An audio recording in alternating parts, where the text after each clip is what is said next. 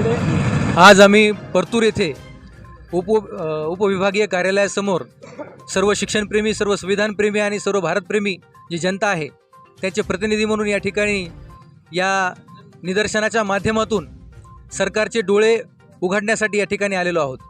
सोनम वांगचुक सारखा वैज्ञानिक माणूस गेल्या 20-25 दिवसापासून त्या ठिकाणी आंदोलन करत आहे, भारतभर फिरत आहे आणि त्यांची मागणी काय आहे तर बेजबाबदार मंत्र्याचा राजीनामा झाला पाहिजे.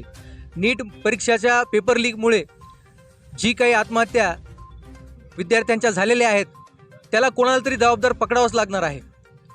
एकीकडे सरकार नीट पेपरसाठी विमानाचा वापर करतं, हेलिकॉप्टरचा वापर करतं, परंतु ज्या ठिकाणी नीटचा पेपर बनतो त्या ठिकाणी मात्र ते जबाबदारी घेत नाही. त्या ठिकाणून पेपर लीक होतो, कोचिंग क्लासच्या माफियांना त्या ठिकाणी पेपर मिळतो आणि यासाठी फार मोठा एक आर्थिक महाघोटाळा त्या ठिकाणी पाहायला मिळतो.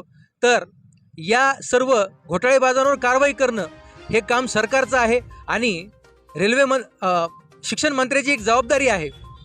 ती जबाबदारी अशी आहे की त्यांनी नैतिकतेच्या आधारावर त्यांनी या ठिकाणी राजीनामा दिला पाहिजे.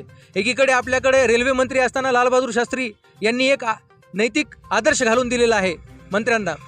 एका ठिकाणी अपघात झाला म्हणून लालबहादूर शास्त्री यांनी स्वतःच्या मंत्रिपदाचा जबाबदारी घेऊन त्या ठिकाणी राजीनामा दिलेला आहे आणि धर्मेंद्र प्रधान मात्र 2014 पासून कायम मिनिस्टर पदावर, युनियन मिनिस्टर पदावर विराजमान आहेत. पेट्रोलियम मंत्री असताना त्यांनी काय दिवे लावले आणि आता शिक्षण मंत्री असताना काय दिवे लावले याचं म्हणजे स्वैरसूतक कुणालाच नाही, याचा हिशोब कोणी घेऊ शकत नाही. आणि या मस्तवाल झालेल्या सरकारला ठिकाणावर आणण्यासाठी भारतभरातून सर्व लोक जंतर-मंतर दिल्लीकडे कूच करत आहेत आणि या ठिकाणी या सर्व घडामोडीमध्ये परतूर तालुका हा पाठीमागे राहता कामा नये म्हणून या ठिकाणी शिक्षणप्रेमी नागरिकांनी, संविधानप्रेमी नागरिकांनी एक जबाबदारी घेतली आणि त्या अंतर्गत हे भव्य निदर्शन या ठिकाणी आम्ही करत आहोत. आता नेमकी सुरुवात झालेली आहे, या निदर्शनाची नेमकी सुरुवात झालेली आहे. हळूहळू भरपूर असे लोक या ठिकाणी, शेकडो ते हजारो लोक या ठिकाणी तालुकाभरातून शहराच्या या उपविभागीय कार्यालयासमोर येणार आहेत. मी या माध्यमातून अजून देखील आवाहन करतो, या सरकारने अजूनसुद्धा आपली जी जबाबदारी त्या जबाबदारीचं निर्वहन केलं पाहिजे, कर्तव्याचं निर्वहन केलं पाहिजे आणि धर्मेंद्र प्रधान यांनी त्यांच्या पदाचा राजीनामा दिला पाहिजे. धन्यवाद.